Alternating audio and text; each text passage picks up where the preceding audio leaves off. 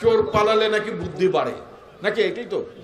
আচ্ছা, তো আমাদের সরকারের অবস্থা হচ্ছে তাই। মাঝে মধ্যে দেখি অমুকের দেশ থেকে নিষেধাজ্ঞা, বেনজির অনেক আগেই পগার পার, নাকি?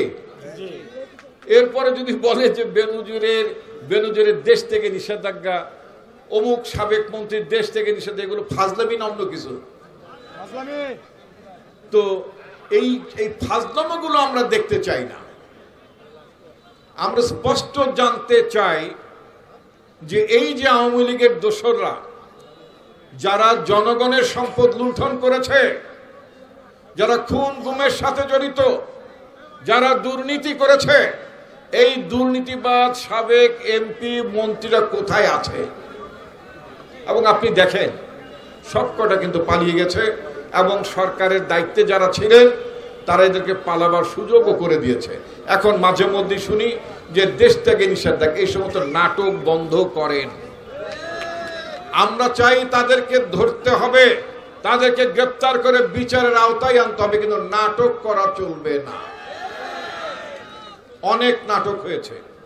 আমরা বারবার বলি দেশের সামনে এখনো বিপদ আছে, বিপদটা কাটেনি। রাজনৈতিক নেতা যখন দেউলিয়া হয়ে যায়, জনগণ থেকে যখন বিচ্ছিন্ন হয়ে যায়, তখন তাদের জাল ভোটের প্রয়োজন পড়ে।